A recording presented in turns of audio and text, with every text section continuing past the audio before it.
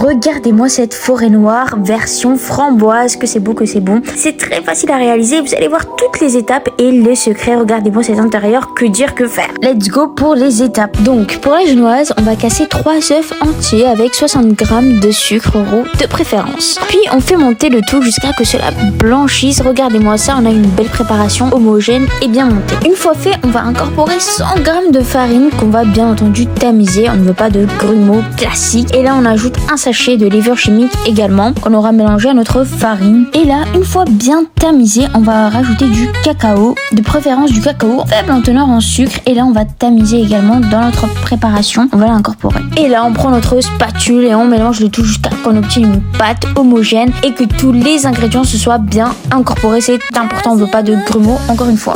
Et là on prend un cercle à gâteau, on l'ajuste à la taille qu'on veut. Ici on a fait ni trop grand ni trop petit. Et bien entendu, avant de verser notre pâte, on met une plaque de papier sulfurisé et on positionne notre cercle. Et là on met le tout, notre pâte. Et on l'enfourne à 180 degrés pour 25 minutes. Pour notre coulis de framboises, là on va prendre des framboises surgelées, mais ça fait l'affaire. On a pris 250 g et on rajoute 15 g de sucre. On met le tout à feu moyen, on mixe le tout et voilà, on a un coulis de framboises simple et rapide. Et là on passe à notre crème. Donc là on va mettre 40 centilitres de crème bien froide, puis on va incorporer de la mascarpone. On met toute la boîte, là on cherche pas à comprendre.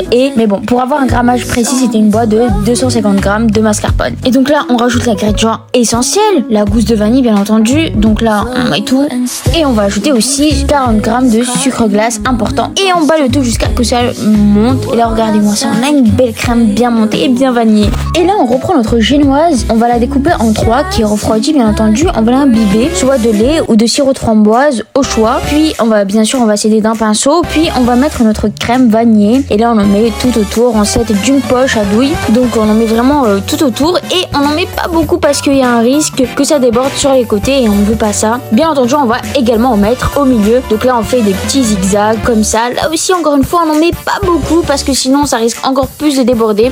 Donc faut juste faire attention à ce petit point. Et là on va venir rajouter notre coulis de framboise. On en met tout autour aussi. Personnellement j'aime trop la framboise, je ne sais pas pour vous. En tout cas moi je préfère la version framboise que la version originale avec des cerises. En tout cas dites-moi en commentaire laquelle vous préférez, l'original ou celle aux framboises ou un autre goût. Et là on va rajouter des morceaux de framboise malgré qu'elle soit congelée. C'est la même chose. Enfin ça fait l'affaire quoi. Donc là on met nos morceaux de framboise, il faut être généreux, on les éparpille un peu partout. Et là on fait la même chose pour la deuxième couche. Et fait important bien entendu, on pique avec notre fourchette pour que le sirop ou le lait s'imbibe bien. Et là on prend notre crème vanille et on étale de partout notre crème vanille. Il faut que ça soit bien lisse. On s'aide d'une spatule ou d'une cuillère si on n'en a pas. Et là on en met également sur le côté, comme on peut le voir, on met de la crème vraiment partout et on étale toujours pour que ça soit bien lisse. Et là on va prendre une tablette de chocolat et on va couper des copeaux de chocolat. Et là qu'on va mettre sur le côté, qu'on va disposer tout au long de notre œuf. Là vous allez voir ça va se coller très facilement grâce à notre crème. Et là place à la décoration.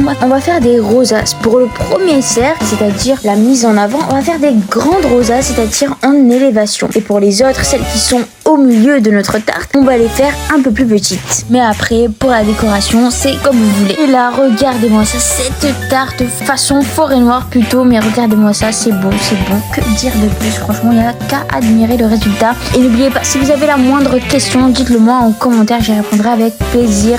Et bien entendu, si vous avez aimé, likez, commentez, ça fait toujours plaisir. Et abonnez-vous pour de nouvelles recettes et gourmandises en tout genre.